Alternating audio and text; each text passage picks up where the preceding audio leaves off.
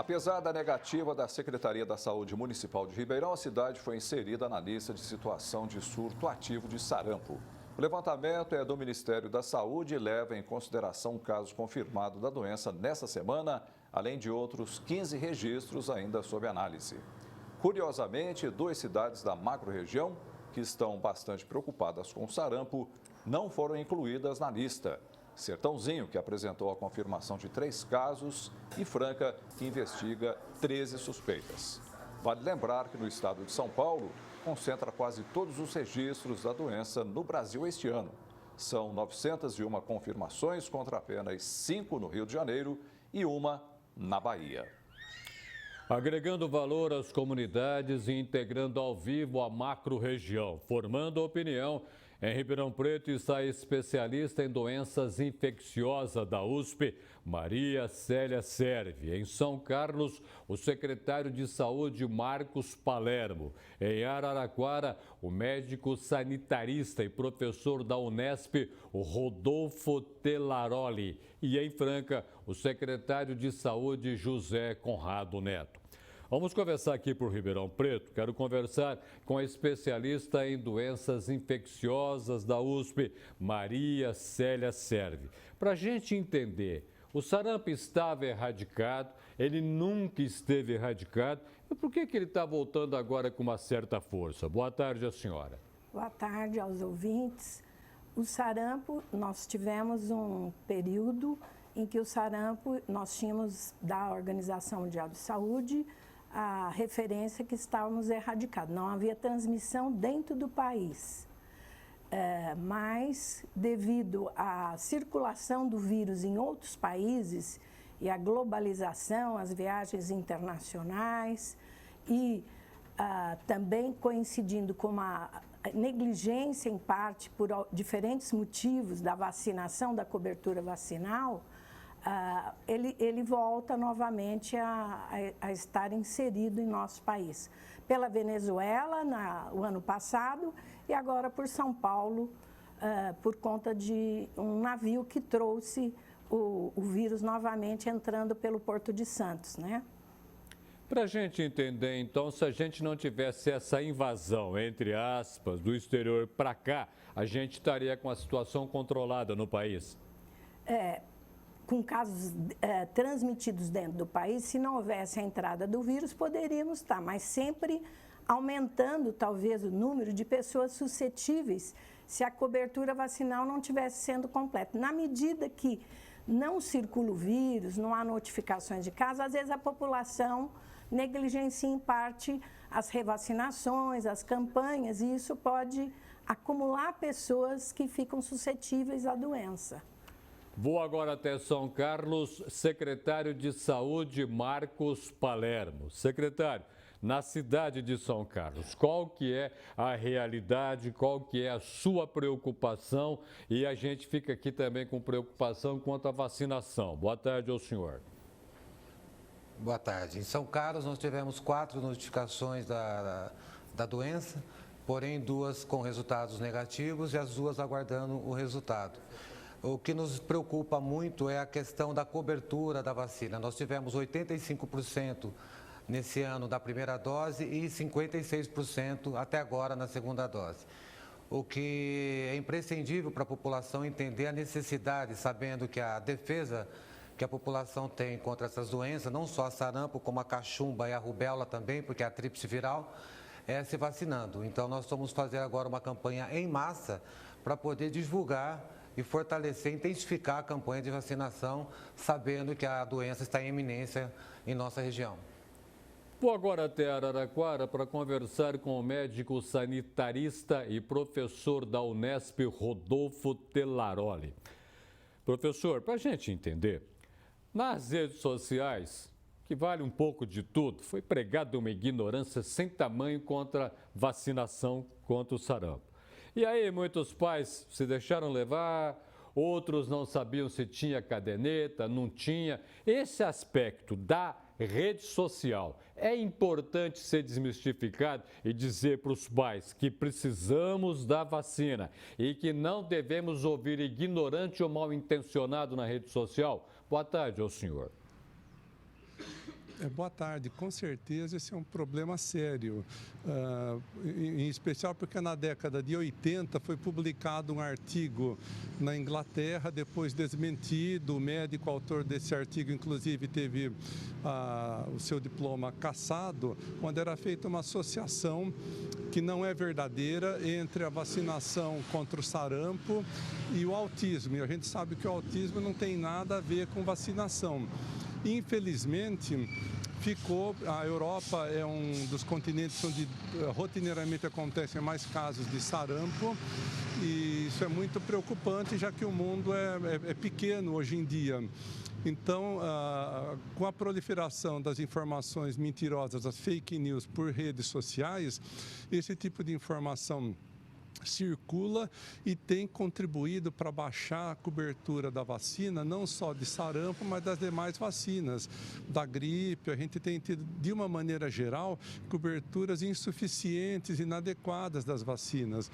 Então, rede social não é lugar para buscar informação, e sim os serviços de saúde, o médico, as equipes de enfermagem dos serviços de saúde. Vamos esquecer as fake news, não vamos dar bola para esse tipo de informação, que elas são extremamente danosas para a saúde pública em nosso país.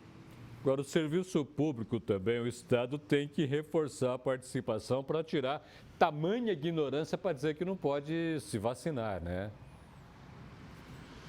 Isso é importante, o papel da educação em saúde, para que a população não dê trela, para que a população não se deixe levar pelas fake news. E o Estado tem um papel também importante de estar sempre reforçando, junto aos médicos, à enfermagem, sobre como identificar, como diagnosticar os casos de sarampo. Eu, por exemplo, tenho 35 anos de prática médica, desde que saí lá de Ribeirão Preto, e nunca vi um caso de sarampo. Então, existe esse aspecto também de estar fazendo educação em saúde para os profissionais que atuam na área, para que eles se lembrem do sarampo, para que eles estejam habilitados e capacitados para diagnosticar um possível caso de sarampo que apareça no seu consultório, na sua clínica, na sua unidade de saúde. É interessante a sua observação, é preparar o profissional da saúde, o médico e assim por diante, para que pelo menos ele saiba identificar casos de sarampo, porque a coisa também está muito difícil em alguns momentos em relação a isso daí. Mas já quero ir à Franca agora, secretário de Saúde José Conrado Neto. Secretário, sua cidade tem 20 casos de sarampo, tudo confirmado, não confirmado, mais de 20, 23, afinal de contas, o que acontece na sua cidade? Boa tarde, nós estamos hoje com 23 casos suspeitos em investigação, nós não recebemos ainda nenhum resultado positivo, então fica aqui um alerta para a população, para que procure as nossas unidades básicas de saúde, elas estão preparadas para orientar e analisar a carteirinha de vacinação. A Franca é uma cidade industrial, então a quantidade de pessoas que vêm à Franca e que saem de Franca para ir em outras cidades é muito grande.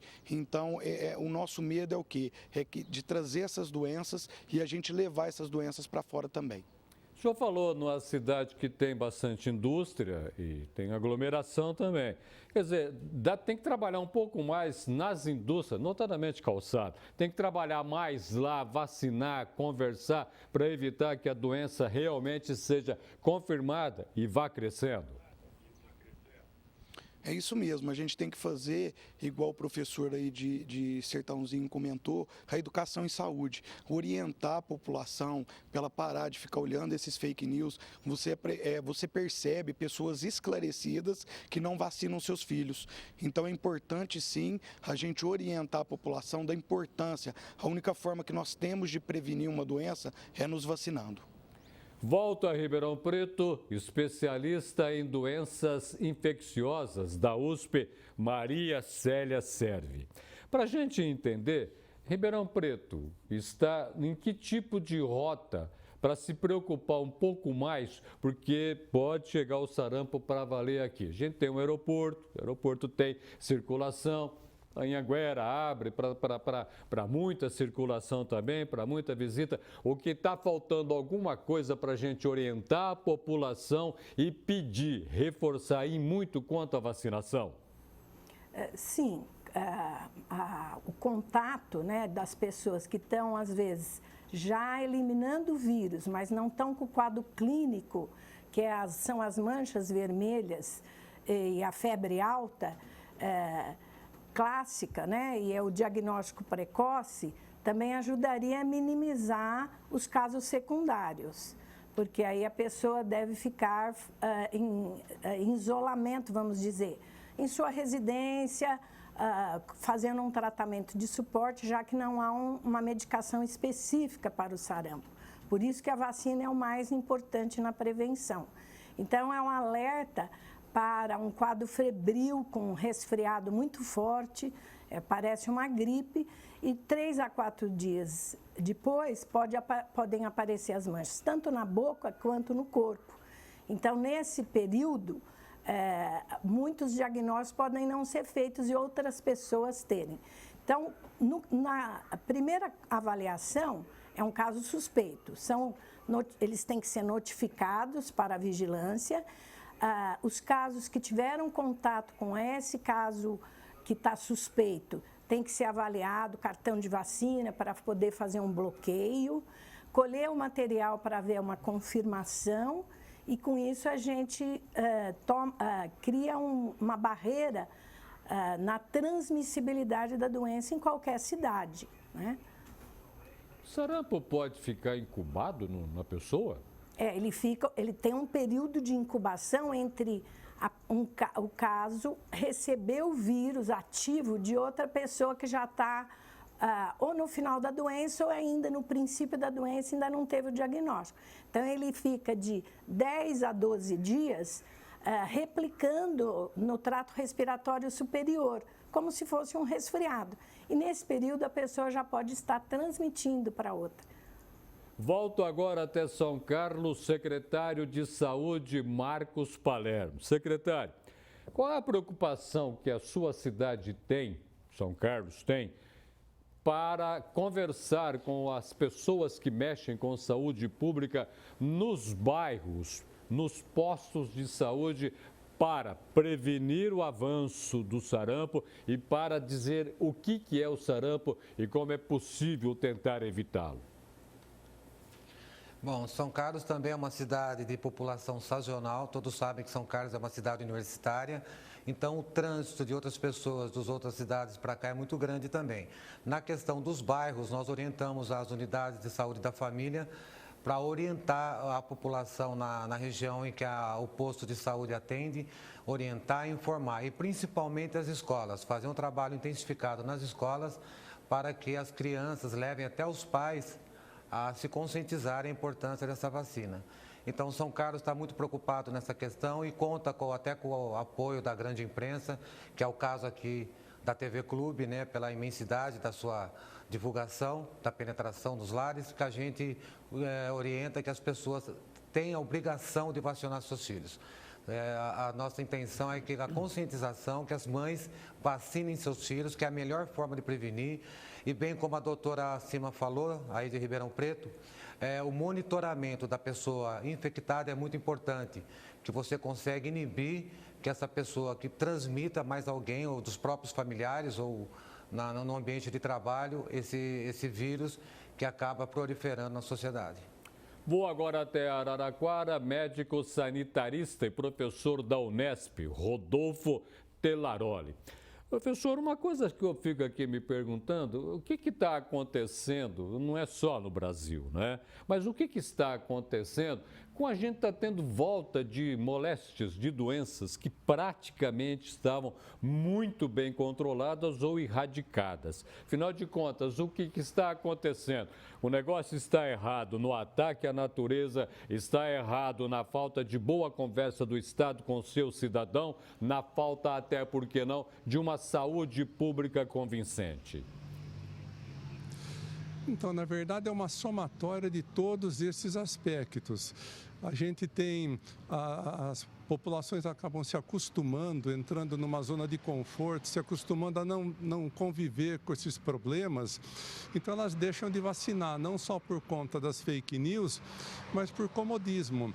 As pessoas não querem perder tempo se deslocando até a unidade de saúde para fazer a vacinação. Muitas dessas doenças que estão retornando são preveníveis por vacina. Pegando o caso aqui do Brasil, nós temos o sarampo, mas nós tivemos a febre amarela ano passado, que também matou muitas pessoas. Felizmente, esse ano ninguém ainda morreu de sarampo aqui no estado de São Paulo, são quase 1.000 casos confirmados e 2.500 em investigação até os dados acumulados da semana passada. Mas tivemos também a febre amarela aqui no país. E temos o sarampo, que ainda permanece nos países ricos do planeta, aí no hemisfério norte, por conta das fake news. Então, é uma somatória de informações erradas, fake news, comodismo da população. E temos, no caso específico de doenças como o ebola, que está estourando em alguns países da África, mudanças relativas ao ecossistema. Então, o avanço da população em regiões antes de mata e colocando vírus em contato com pessoas suscetíveis. Então, na verdade, está se concretizando aquilo que o Pasteur, no século XIX, já previu, que a gente teria o retorno de doenças, teria a explosão de doenças transmissíveis para as quais a gente já tem tecnologia hoje disponível para controlá-las. A dengue, que esse ano também, no caso aqui de Araraquara, foram mais de 15.000 casos confirmados. É uma doença para a qual ainda não dispomos de vacina, mas falta a colaboração da população e investimentos regulares, um trabalho sério por parte do poder público para combater o problema. Então, é uma somatória de fatores, falhas no poder público, na gerência de saúde pública, falha na população que não faz a parte dela, fake news, mudanças no ecossistema. Boa Franca agora, secretário de Saúde José Conrado Neto. Secretário, está faltando vacina em Franca? O abastecimento está normal? Ou é uma má vontade, uma desinformação da população que está deixando de ir ao posto de saúde? Olha, aqui em Franca nós não estamos com falta de vacina, temos principalmente a tríplice viral, que imuniza, né, o sarampo, a cachumba e a rubéola. Nós temos nas nossas unidades. Do dia que a gente começou a receber os suspeitos, que a vigilância foi notificada, que a gente chamou a imprensa, que é muito importante o trabalho que vocês fazem de divulgação também, a gente já vacinou. Do dia 22 de julho até agora, mais de 2.000 doses de vacina contra o sarampo. Integraram a macro-região na edição deste sábado do Jornal da Clube. Em Ribeirão Preto, a especialista em doenças infecciosas da USP, Maria Célia Serve. Em São Carlos, o secretário de Saúde, Marcos Palermo.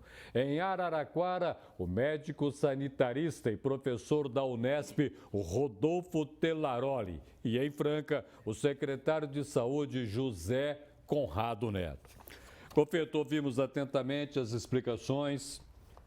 Sarampo, um negócio que a gente podia ter controlado, já está fazendo tempo, estava controlado, está batendo a porta de cada um de nós. O sarampo, ele representa que tipo de problema para a família? Para a família, para o país, porque pode evoluir de endemia, pandemia, epidemia. São 3 estados de maneiras que têm que ser analisados quantitativamente em termos claros e objetivos. Mas a maior parte dos nossos problemas, de saúde inclusive, oscila entre a ignorância e a negligência. Nesses dois extremos, oscila sempre a grande quantidade de nossos problemas de saúde e também de vários outros nesse rol incluído. É por isso que a tragédia, para usar uma palavra francesa, de origem francesa, mas que tem no português também, é o pivô da história. O que é pivô? Pivô é o eixo em torno da qual a história do Brasil, em muitos aspectos, oscila e gira em torno desse eixo.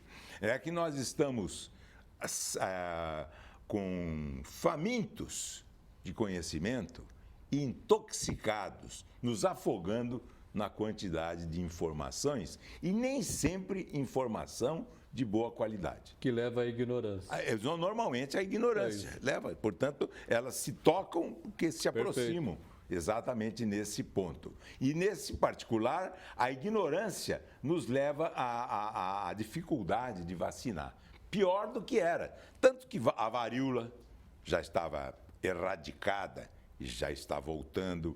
O sarampo já começou a voltar. E algumas moléstias, inclusive a poliomielite, a paralisia infantil, também volta. Se não se vacinar adequadamente e obedecer o calendário que existe até uma carteirinha de vacinação. Agora, com vacina, que nós podemos evitar? Eu fiz uma relação, Roberto. Difteria, coqueluche, tétano, rubéola, catapora, sarampo, cachumba e a influenza. Influenza é um nome complicado. A gripe, não é verdade? H1N1, que é a gripe do palmeirense, que é a gripe do porco, não é isso que eles em geral, chegam a dizer isso. Então, nessa realidade, nós temos a vacina corta, impede, acautela a pessoa, garante a pessoa que não vai ter essas moléstias em grande parte da probabilidade estatística. Porque ciência é o campo da probabilidade estatística. Esse é que é o dado básico que deve ser considerado. Agora, ela não se faz ciência com informação errada. Porque o que é a diferença entre conhecimento e informação? Conhecimento é a capacidade de interpretar uma informação. Quando você recebe uma informação errada, se você tem o conhecimento, você já anula, coloca de lado aquilo que se chama fake news. Mas aí nós temos a celeridade das informações que nos vem de diversas fontes, inclusive dos meios de comunicação. Nós estamos com fome de conhecimento, mas estamos intoxicados, nos afogando por informação, que é o que eu tinha dito há algum tempo atrás, algum minuto atrás. E essa informação, quando ela é errada, é um fake news, quando ela para usar uma expressão de outro idioma, quando ela é errada, nós colocamos de lado. E as famílias e as pessoas com nível de educação inferior que se teve, porque os meios de comunicação oferecem informação muito mais rapidamente do que a escola, que é o útero de onde se divulga conhecimento, ela acaba não oferecendo. E esse descompasso entre conhecimento e informação gera a amplitude, a amplificação, o aumento da ignorância. A falta de vacinação em um momento adequado não deixa de ser boa parte dela em função da ignorância. E outra parte da displicência, da negligência, da falta de interesse, da despreocupação, às vezes alguma coisa até em relação ao esquecimento. E exatamente esse ponto é que os agentes, nós temos que entender que a globalização globaliza tudo, inclusive os agentes patogênicos, fungo, bactéria, parasitas, vírus e os protozoários, todos eles. Tá? E aí nós temos alguns tipos de vacina que combate parcialmente o bacilo de Koch, que é a tuberculose, mas não é totalmente, e ainda aquilo que se chama meningite. Meningite, alguma parte com vacinação também consegue, pelo que eu tenho lido alguma coisa, pelo que eu estudei alguma coisa em microbiologia. Então, esses elementos podem ser combatidos, mas tem que ter conhecimento, oportunidade e no momento certo. Porque o que é uma vacina? É uma prevenção correta de determinadas moléstias. Algumas você não tem vacina, por exemplo, leishmaniose não tem vacina. Parece que dengue também, pelo que eu tenho informação, não tem vacina apropriada. Então, a defesa tem que ser por outros caminhos para se chegar ao mesmo lugar. Muitas vezes com prevenção, outro tipo de prevenção. Tomar cuidado para nos combater, para se não ter essa realidade de saúde pública amplificada, aumentada e colocando em termos de pandemia. Quer dizer, todos acabam sendo atingidos num determinado momento. Agora, globalizando tudo, o que nós vemos nisso, o valor da informação é grande. mas o valor do conhecimento é muito maior. E nós temos que estabelecer, portanto, mais uma vez, o problema da educação, que no país é fundamental, é importante, é grande, mas nós não estamos tendo essa devida informação e parece que aquele que estudou história sabe da revolta da vacina em 1910, quase mataram o médico sanitarista Oswaldo Cruz. E o Brasil não tem como exemplo, porque é um exemplo incômodo. Na época, toda a população do Rio de Janeiro, ou pelo menos 90%, não queria se vacinar. À frente, um grande intelectual brasileiro, Rui Barbosa. Muitas vezes que a pessoa tem conhecimento, mas tem aquilo que nós esquecemos de verificar. É que o conhecimento, muitas vezes, é bloqueado por uma espécie de preconceito. O medo criou os deuses também. Muito obrigado pela sua presença no Jornal da Clube. Muito obrigado, muito obrigado. Bom fim de semana, Roberto. A você também. Bom Dia dos Pais. Obrigado, Golfeiro. Obrigado. Amanhã é o Dia dos Pais. Aos papais que estão nos acompanhando, aquele abraço, muitas felicidades e que receba amanhã o carinho dos seus filhos. Aos papais que se foram, o nosso eterno agradecimento por ter deixado a vida para a gente, por ter dado ensinamento para a gente e ter mostrado que a gente nunca deve esquecê-lo. Lembro que a vida é uma grande plataforma. Uns vai, outros vêm. Aqueles que chegam, chegam para ficar. E tem muitos que se vão, caso de papais que se foram, para nunca mais voltar. Será que nunca mais vão voltar ou estão na nossa vida no dia a dia com uma força muito grande? Feliz Dia dos Pais!